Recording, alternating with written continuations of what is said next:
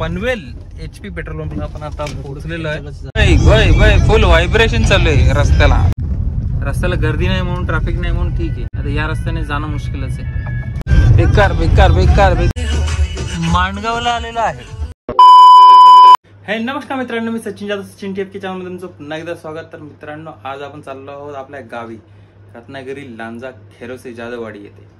तर चला मग बघूया हा प्रवास कसा होतोय. आपल्यासोबत आहे संदीप आणि रितेश. तर आपण चाललो 4 व्हीलरने. तर तुम्हाला या व्हिडिओमध्ये अपडेट देखील पाहायला मिळेल की मुंबई गोवा हायवे कितपत रेडी झालेला आहे, कुठे कुठे रस्ते खराब आहेत ते पण तुम्हाला पाहायला मिळतील, आणि हा आपला प्रवास कसा होतो चला मग बघूया. बोला गणपती बाप्पा मोरया. चला, नायट्रोजन भरायचं चालू आहे.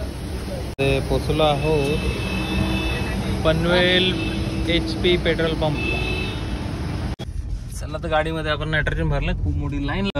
पनवेल HP पेट्रोल पंपला आपण आता पोहोचलेलो आहे. पुढचा प्रवास चालू करूया.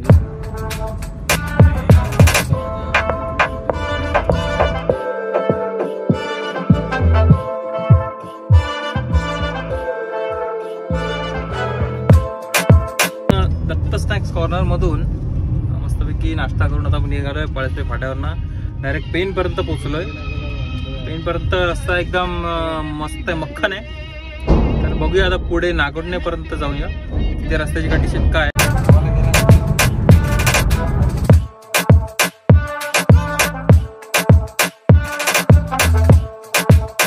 तर आता आपण नागोठणेला पोहोचलेलो आहे, आणि नागोठणेला रस्त्याची कंडिशन खूप खराब आहे.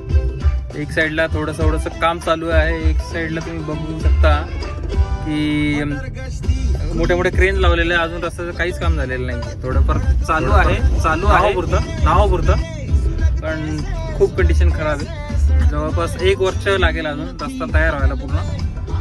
तर बघूया अजून पुढे काय चालू आहे. फुल व्हायब्रेशन चालू आहे रस्त्याला. बेकार बेकार बेकार बेकार. साईडला अजून काहीच काम झालेलं नाहीये, फक्त रोड लाइनिंग करून ठेवलेली. आणि हा रस्ता जम्पिंग जपाक. Oh my God. आहे तरी हळूहळू चालतं, तरी पण जम्पिंग जपाकच आहे. रस्त्याला गर्दी नाही म्हणून, ट्रॅफिक नाही म्हणून ठीक आहे. आता या रस्त्याने जाणं मुश्किलच आहे. दुपारचे वाजले जवळपास 1:30, आणि आपण पोहोचलो आहोत नागोठणेच्या पुढे. अजून रस्ता बेकारच आहे. चांगला रस्ता कुठे लागतोय तिथे मी तुम्हाला कनेक्ट करतो.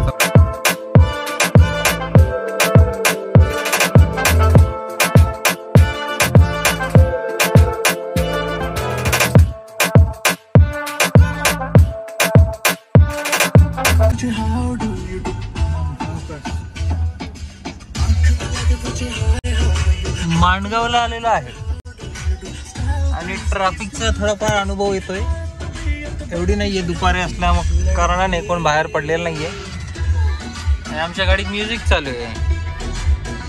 माझा आवाज येतोय कारण तुम्हाला काय माहित नाही. माणगाव डेपो. चला, जास्त वेळ न थांबता पुढच्या प्रवासाला सुरुवात करूया.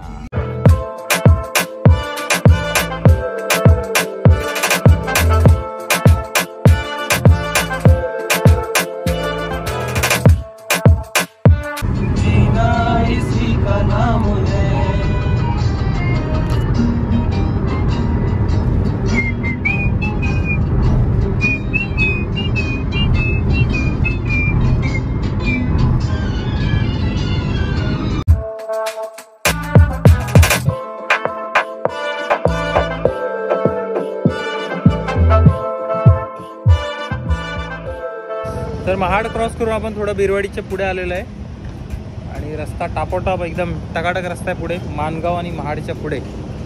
तर आता ऑलमोस्ट आपल्याला 4 तास लागतील जास्तीत जास्त, कारण की इकडेच जास्त टाइम लागलाय. चला मग जाऊ पुढच्या प्रवासाला. शेडी बोगद्यासाठी आपण आता एंटर केलेला आहे. हायवेवरून लेफ्ट मारलेला आहे. अपडाऊन दोन्ही साईडने बोगदा चालू आहे, त्याच्यामुळे तुम्ही बघू शकता ट्रॅफिक झालेली आहे. ट्रॅफिक खूपच झाली आहे. कसे आले काय, मोठ्या गाड्या नव्हतं सोडायला पाहिजे. तर चला, टाइम लागणार आहे. ते या बोगद्यातून आपल्याला 25 मिनिटं वाचायची. या बोगद्यापर्यंत पोहोचायला किती मिनिटं लागतात.